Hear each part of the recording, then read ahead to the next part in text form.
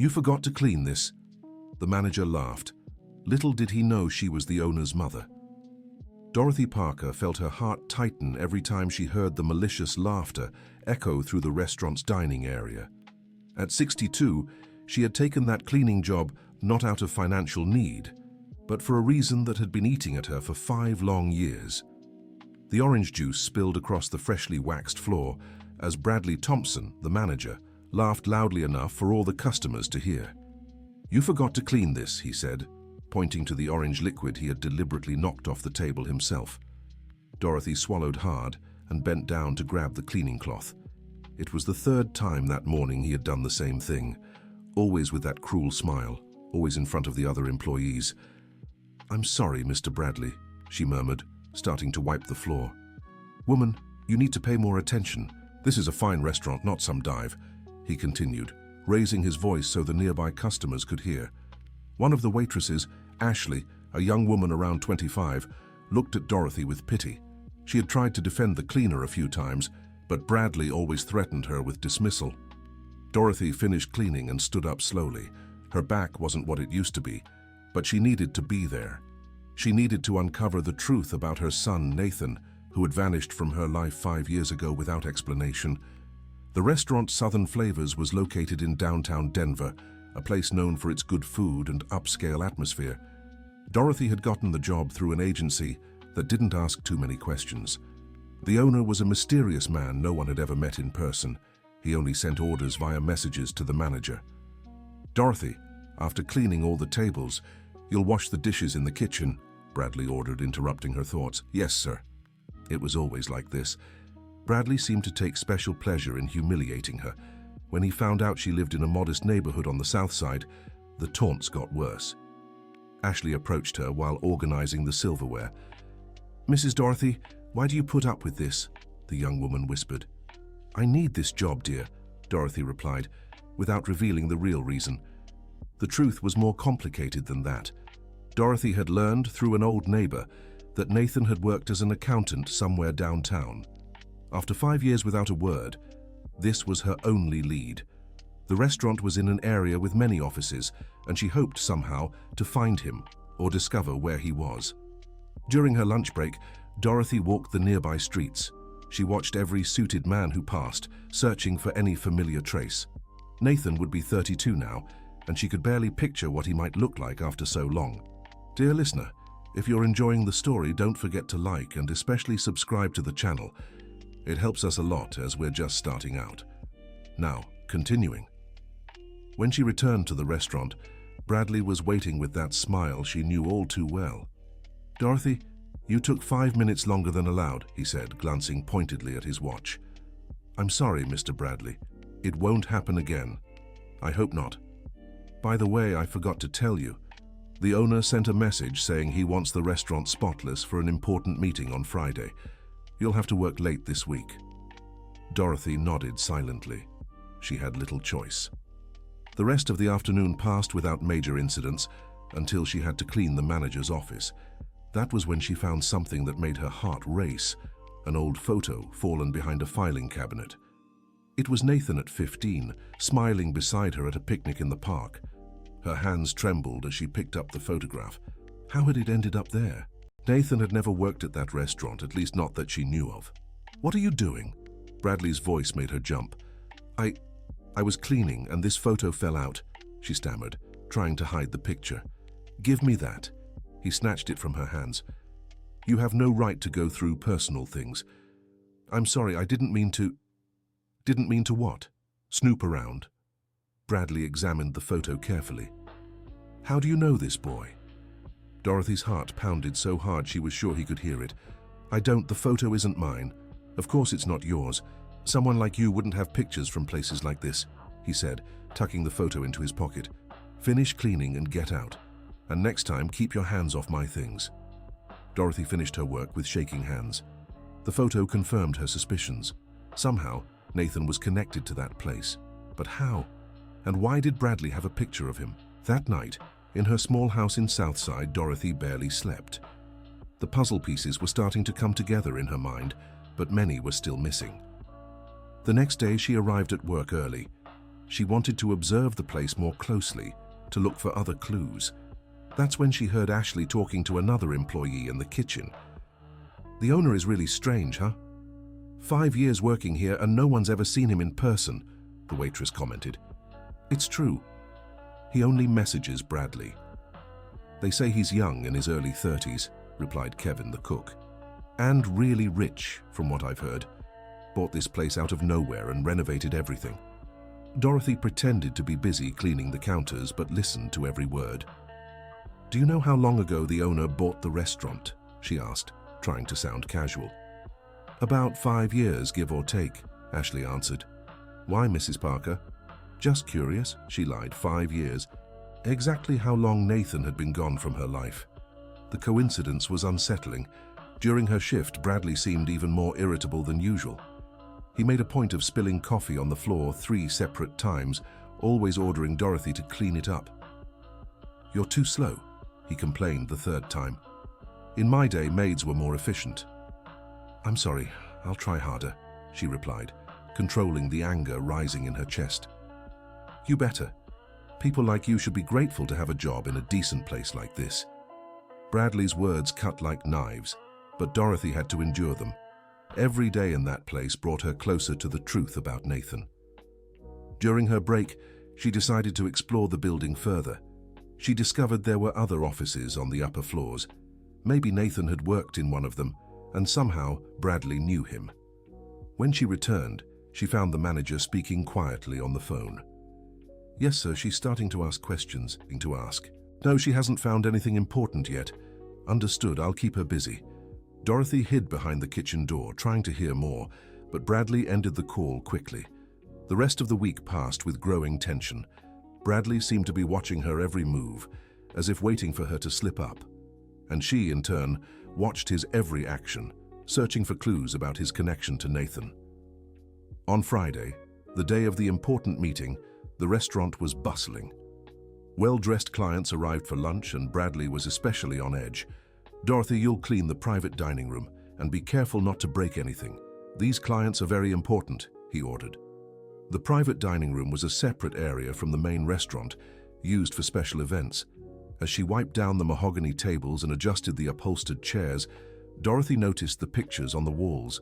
They were photos of the restaurant over the years, but one in particular caught her eye. It was a picture of the grand opening of Southern Flavors in its current layout. In the image, she could see Bradley smiling next to a young man whose back was turned. The man wore an expensive suit and had the upright posture she knew so well. Her heart nearly stopped. The silhouette, the hair, the way he carried himself, it all seemed familiar, but she couldn't see his face. "What are you looking at?" Bradley had appeared silently behind her. "Nothing, sir, just admiring the photos." "These photos aren't for staff to admire," he said, turning the frame face down. "Finish up and get to the kitchen." Bradley's defensive attitude only confirmed Dorothy's suspicions. He was hiding something, and she grew increasingly certain it had to do with Nathan. During that evening's event, Dorothy was assigned to help clean the restrooms and hallways. She took the opportunity to observe the guests, hoping to recognize a familiar face. That's when she spotted an elegant woman in her 70s who looked familiar. The woman wore a navy blue dress and understated but expensive jewelry. When their eyes met, the woman hesitated, as if she too was trying to remember something. "Dorothy?" the woman approached. "Dorothy Parker?" Dorothy's heart raced. Who was this woman?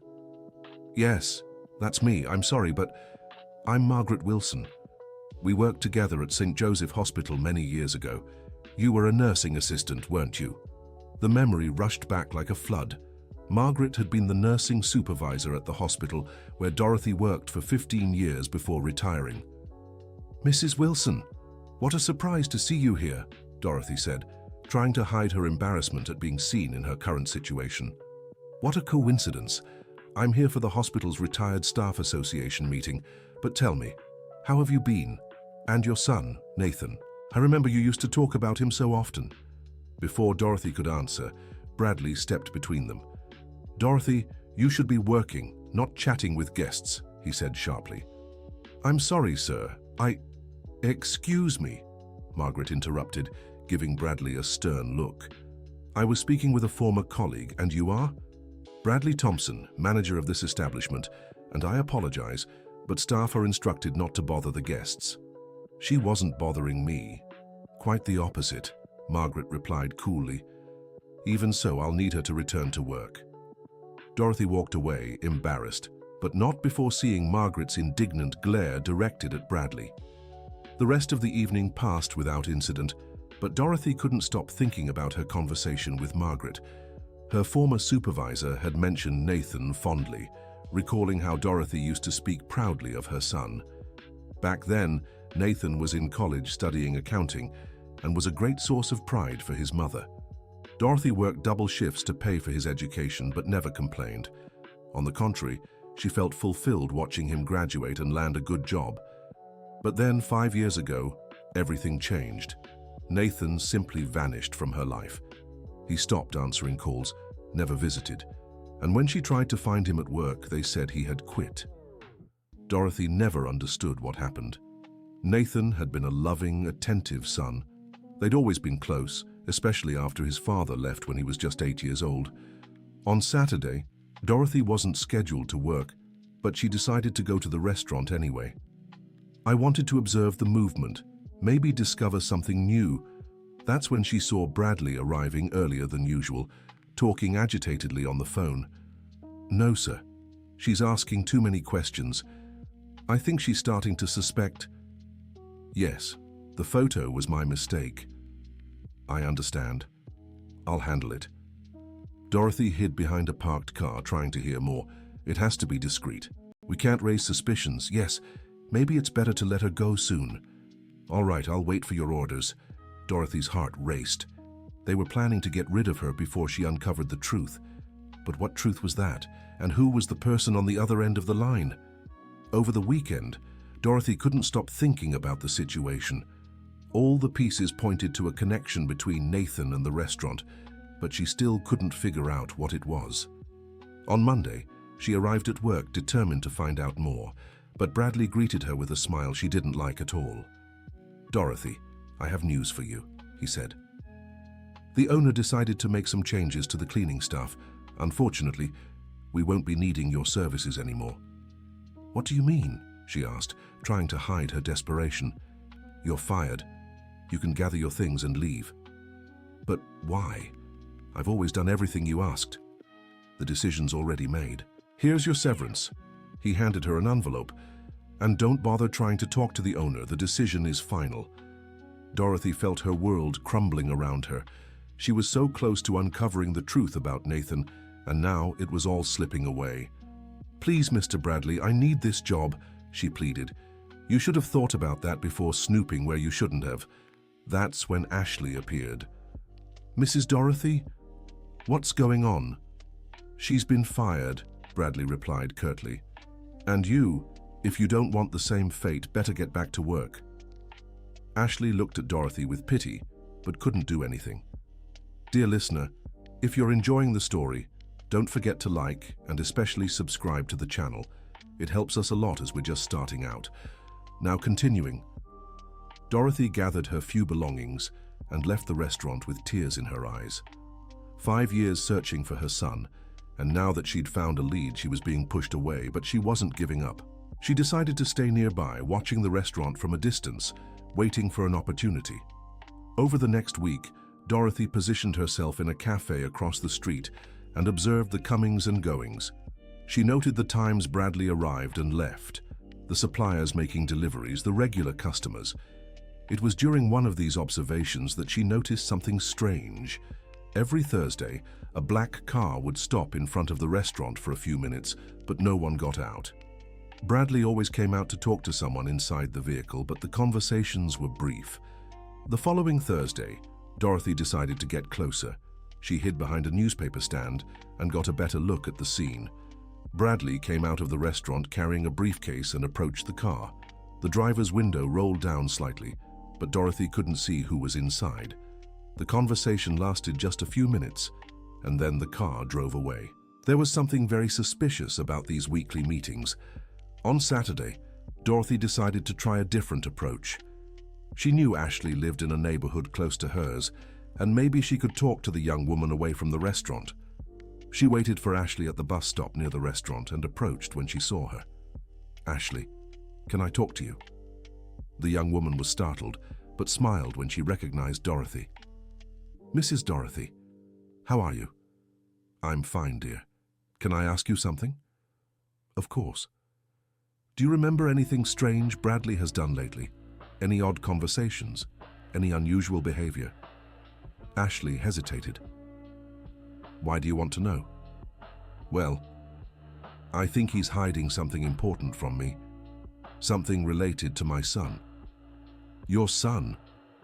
Dorothy decided to share part of the truth. "My son disappeared 5 years ago. I took the job at the restaurant because I thought there might be a connection to him. And just when I was close to finding out, Bradley fired me." Ashley glanced around to make sure no one was listening. "There's something that always seemed odd to me," she said quietly. "Bradley has a locked drawer in his office. Once, I saw him putting some photos inside." "Photos?" "Yeah, and there's more. Sometimes he gets nervous when people talk about the owner, like he knows something he shouldn't." "Have you ever tried to find out who the owner is?" "I have, but it's impossible. No one knows anything about him, just that he's young and rich." Dorothy thanked her for the information and said goodbye to Ashley. She was sure the answers were in that locked drawer. That night, Dorothy came up with a plan. She knew the restaurant was closed on Sundays, but Bradley always went in to handle administrative work. If she could get inside. On Sunday morning, Dorothy positioned herself across the street and waited. At 10 o'clock, Bradley arrived alone. She waited another 30 minutes to be sure he was focused on his work. The back door of the restaurant opened onto a narrow alley. Dorothy knew it was where the suppliers made deliveries. Maybe she could get in that way. To her surprise, the door was unlocked. Bradley had been careless. Or maybe he was expecting a delivery. Dorothy slipped in silently and headed for the office. She could hear Bradley talking on the phone in the main dining area. The drawer was there, locked just as Ashley had said. Dorothy searched the other furniture in the office for the key. She found a small golden key hidden inside a pencil holder. Her hands trembled as she opened the drawer. Inside were several photos of Nathan at different stages of his life. Nathan as a child, a teenager, an adult. And at the bottom of the drawer, there were documents that made her blood run cold. They were private investigation reports about her and Nathan. Someone had hired a detective to look into them years ago. The reports contained detailed information about their lives, jobs, and relationships. At the end of the documents, there was a conclusion that left her breathless. Subjects pose minimal risk. Recommend preventive separation to avoid future complications. Dorothy didn't fully understand the meaning, but it was clear someone had deliberately kept Nathan away from her. "What are you doing here?" Bradley's voice made her jump. She turned to find him standing in the office doorway, his face twisted in anger. I can explain. You broke into my property. I'm calling the police right now." "Please, let me explain. I just want to know what happened to my son." "Your son?" Bradley laughed bitterly. "You still don't get it, do you?" "Get what?" "Your precious son wants nothing to do with you. He's the one who asked to have you kept away." Bradley's words hit Dorothy like a punch to the gut. "That's not true." "No? Then explain why he never tried to find you in 5 years. Why he hired me to keep you away from him." "He hired you? Nathan Reynolds owns this restaurant, Dorothy, and he never wants to see you again." Dorothy's legs went weak. Everything finally made sense. The restaurant bought 5 years ago, the same time Nathan disappeared. The photos in the drawer, the secret meetings. "But why?" she asked, her voice breaking. "Because you ruined his life. Because of your past. He lost his chance to marry the woman he loved. Her family found out about you and forbade him from continuing the relationship. My past? What past? Don't play dumb. Everyone at the hospital knew you stole medicine to sell." "That's not true," Dorothy shouted. "Denying it won't help. Nathan found out and was too ashamed to keep talking to you." Dorothy remembered an incident at the hospital years ago. A box of medicine had gone missing from the inventory, and she'd been falsely accused. She'd proven her innocence, but the rumor never completely died. I never stole anything. That was proven back then. Proven? Bradley laughed. Everyone knew you only kept your job because they felt sorry for you. That's a lie. Nathan thought he knew you. When he found out who you really were, he was so ashamed he chose to start over far away from you. Dorothy felt the world spinning around her. Did Nathan really believe those lies? Where is he? I want to talk to him. He doesn't want to talk to you. He made that very clear. At least let me try to explain. No. You're going to leave now and never try to contact him again. If you don't, I'll tell everyone in town about your criminal past. Dorothy left the restaurant in a daze. She wandered the streets aimlessly, trying to process everything she'd just learned. Nathan really was the owner of the restaurant, but did he truly reject her, or was Bradley lying? Over the next few days, Dorothy tried to find a way to speak to Nathan directly. She got the address of the accounting office where he'd worked before disappearing, but they said he hadn't worked there in 5 years. She tried searching for him online, but Nathan Reynolds was a common name. Then she remembered Margaret, her former supervisor at the hospital. Maybe she could help clear up the truth about the old accusations. Dorothy got Margaret's number from an old colleague and called her. Margaret, it's Dorothy Parker. We met at the restaurant last week. Dorothy, so good to hear from you. I was worried about how that rude manager treated you. Margaret, can I ask you something about when we worked together at the hospital? Of course. Do you remember that case with the missing medicine when I was accused? How could I forget? It was a terrible injustice. You were accused without a shred of proof. But did people believe I stole? Some ignorant folks spread rumors, but anyone who knew you'd never do such a thing. Nathan was especially furious about the accusations. Nathan was furious. Of course, he even argued with staff who spread lies about you, said he knew you better than anyone and you'd never do something like that. Dorothy felt a mix of relief and confusion. If Nathan had defended her then, why would he believe the lies now? Margaret, do you know where I can find Nathan? I haven't spoken to him in years, but I remember he was very close to you. Always spoke fondly of his mother. After talking to Margaret, Dorothy was sure Bradley was lying. Nathan would never believe those false accusations, but then why had he pulled away? The answer came unexpectedly. Ashley showed up at her door on a Tuesday night. Mrs. Parker, I need to talk to you. Ashley, what are you doing here? I found out something important. Can I come in? Dorothy invited her in and offered coffee. What did you find? Bradley doesn't know, but I got into his computer today. There was a folder with your son's name. What was in it? Documents, contracts, and something very strange. It seems Bradley was blackmailing someone. Blackmailing? There were emails exchanged between him and his son. Bradley was threatening to reveal something about you if Nathan didn't do what he wanted. Dorothy felt her blood boil.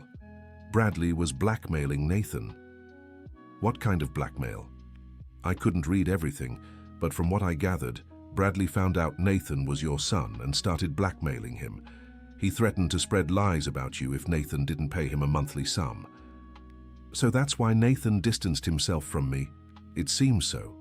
He was trying to protect you. Dorothy finally understood everything. Nathan hadn't pulled away out of shame or disdain. He was being blackmailed and trying to shield her. Ashley, did you manage to copy those documents?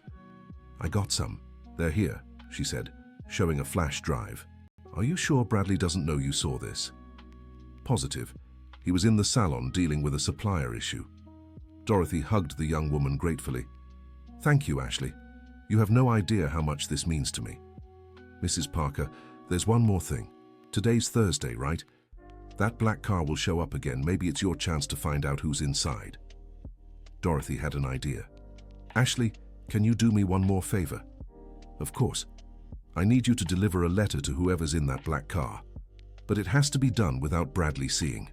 Dear listener, if you're enjoying the story, take a moment to like and especially subscribe to the channel. It helps us newcomers a lot. Now, back to it. Dorothy spent the night writing a letter to Nathan. She told him about Bradley's blackmail, her search for him all these years, and how much she missed him. The following Thursday, Ashley followed the plan. When the black car stopped in front of the restaurant, she approached the passenger window and tapped on the glass. The window rolled down, revealing a well-dressed young man around 32 with features resembling Dorothy's. "Sorry to bother you, but I have a letter for you," Ashley said quickly. Nathan took the letter, looking confused. "Who sent this?" "Your mother, Mr. Reynolds." Nathan paled at those words. "How did you—" "She found out about Bradley's blackmail. It's all in the letter." Before Nathan could respond, Bradley stepped out of the restaurant. "Ashley, what are you doing there?" "Nothing, sir. Just asked if they needed anything," she lied. Nathan quickly tucked the letter away and waved at Bradley as if it were a normal conversation. "Everything's fine, Bradley. You can go back to work." Bradley eyed them suspiciously, but returned inside. That night, Nathan read the letter over and over. Dorothy had discovered the blackmail and was pleading with him not to sacrifice himself for her anymore. "My dear son," the letter read, "I found out what Bradley has been doing to you all these years. I can't accept you giving up your happiness for my sake. I'd rather face any consequence than know you're suffering because of me." Nathan cried as he read those words. For 5 years, he had paid Bradley a monthly sum, money demanded under threats to spread lies about Dorothy if he refused.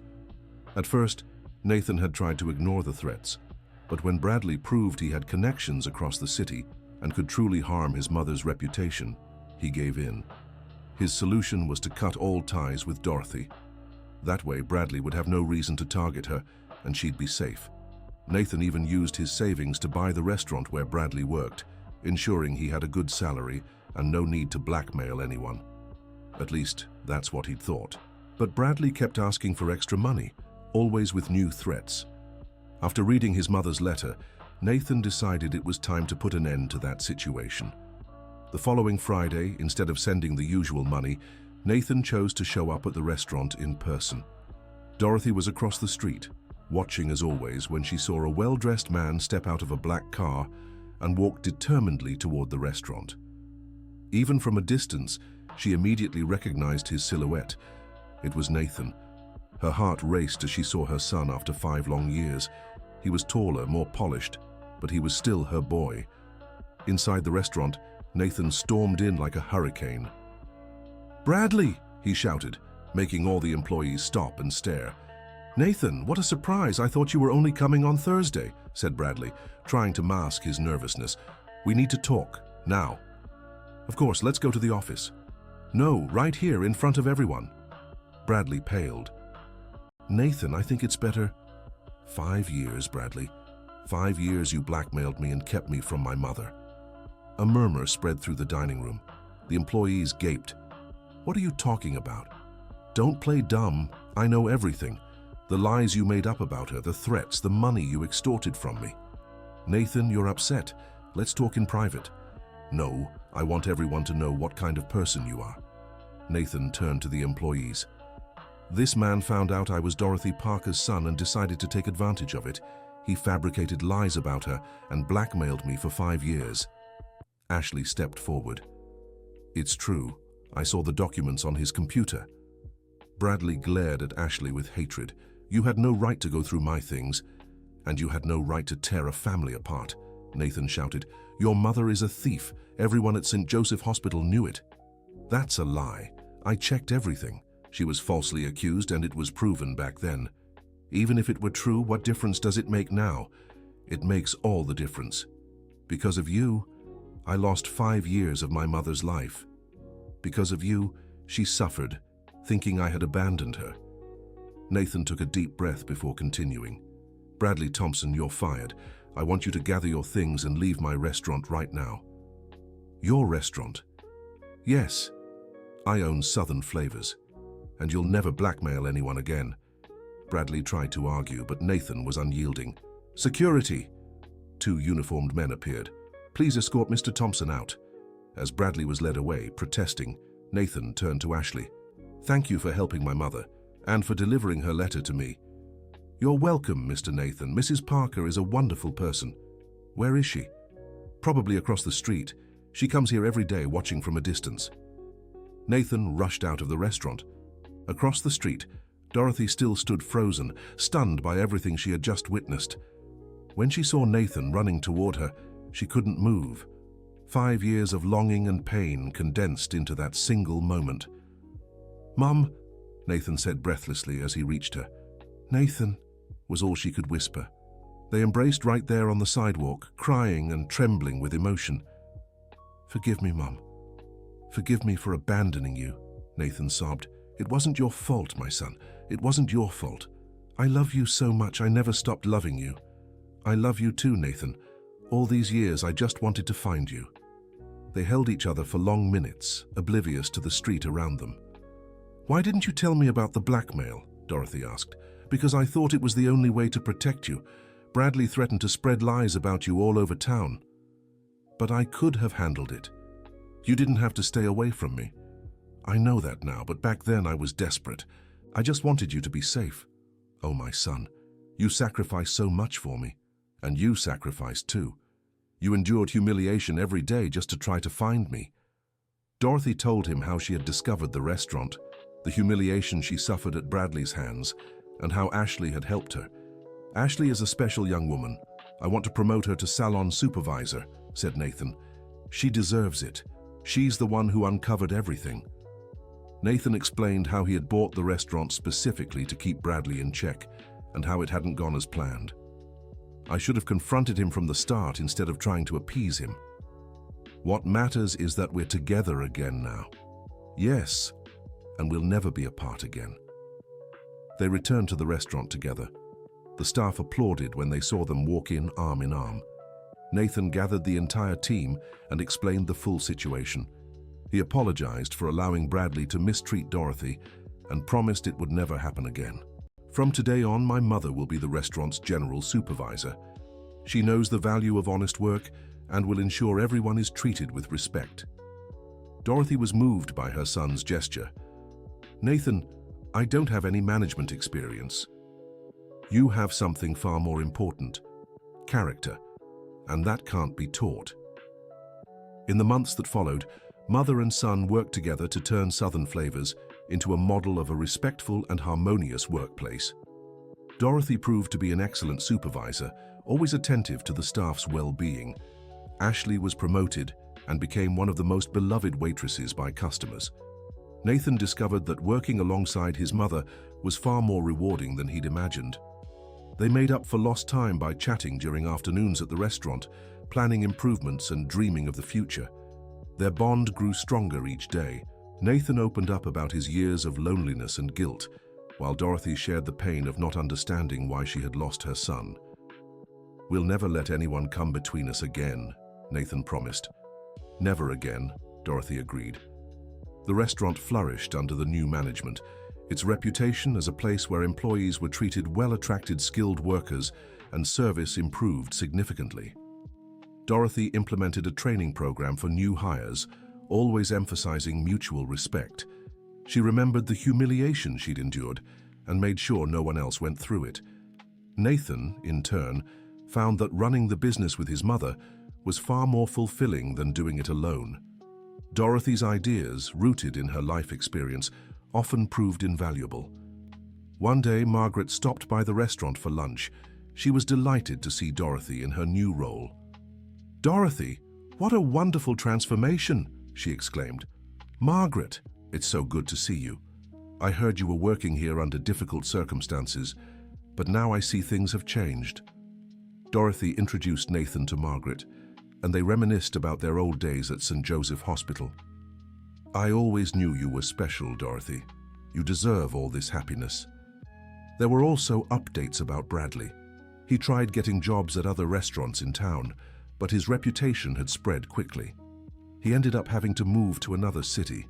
Nathan was tempted to take legal action against him, but Dorothy convinced him that the best revenge was to live well and in peace. "Let time take care of him, my son. We have more important things to focus on." During a quiet evening at the restaurant after all the staff had left, Nathan and Dorothy stayed behind talking about the future. "Mom, there's something I want to tell you," said Nathan. "What is it, son? During all those years away from you, I never managed to have a serious relationship with anyone. I always felt like something was missing in my life. And now? Now I feel whole again. Having you back gave me the courage to start over in every aspect of life." Dorothy smiled proudly. "You're still young, Nathan. You have time to build a beautiful family. And you'll be the most devoted grandmother in the world. Do you think I'll have that joy?" "I'm sure of it." They laughed together, planning a future that seemed bright once more. A few months later, Nathan met Rachel, a nutritionist who often visited the restaurant for work meetings. She was impressed by the quality of the food and the welcoming atmosphere. Dorothy was the first to notice the mutual interest between them. "That lovely girl can't take her eyes off you," she teased Nathan. "Mom, don't make things up. I'm a woman. I know these things. And she seems like a good-hearted person." Dorothy was right. Rachel and Nathan got to know each other better and soon fell in love. Rachel was moved by the story of their mother and son reunion and admired how they had overcome their hardships. "You two are proof that true love always finds a way," she told Dorothy. "I hope you and my son find that path together too." "I hope so as well." Nathan and Rachel's wedding was held at the restaurant itself, in an intimate ceremony with all the staff present. Dorothy cried with emotion seeing her son so happy. During his speech, Nathan made sure to honor his mother. "I want to dedicate this special moment to the strongest woman I know. My mother taught me that true love never gives up, even when everything seems lost." The audience applauded tearfully, and Dorothy felt like the most fulfilled woman in the world. 2 years later, Rachel gave birth to a baby girl named Margaret in honor of the former supervisor who had helped the family during hard times. Dorothy became the most devoted grandmother Nathan could have imagined. She spent hours caring for her granddaughter, telling stories and teaching her first words. "Grandma" was one of the first words Margaret learned to say. "She looks just like you when you were a baby," Dorothy would tell Nathan. The restaurant continued to thrive, and the family grew in harmony. Dorothy never had to worry about humiliation or injustice again. She was surrounded by the love of her son, daughter-in-law, and granddaughter. Nathan became a respected businessman in the city, always remembered for the ethical way he treated his employees. He often gave talks about the importance of valuing people in the workplace. During one of these talks, he shared the story of how he almost lost his mother because of an unscrupulous boss. "Never underestimate the power you hold over the lives of those who work for you. You can either destroy or build entire lives." The audience was always moved by his account. Ashley became the restaurant manager and a close friend of the family. She often joined Nathan and Dorothy for Sunday dinners, becoming like an adopted daughter. "Without you, none of this would have been possible," Dorothy thanked her. "Mrs. Parker, I just did what was right. You were the one who had the courage to fight for the truth." Margaret, the former hospital supervisor, also became a constant presence in the family's life. She loved visiting the restaurant and reminiscing about old times with Dorothy. During one of these visits, she made an observation that deeply touched Dorothy. "Do you know what your greatest victory is?" Margaret asked. "Getting my son back. That too. But your greatest victory was never losing faith in love.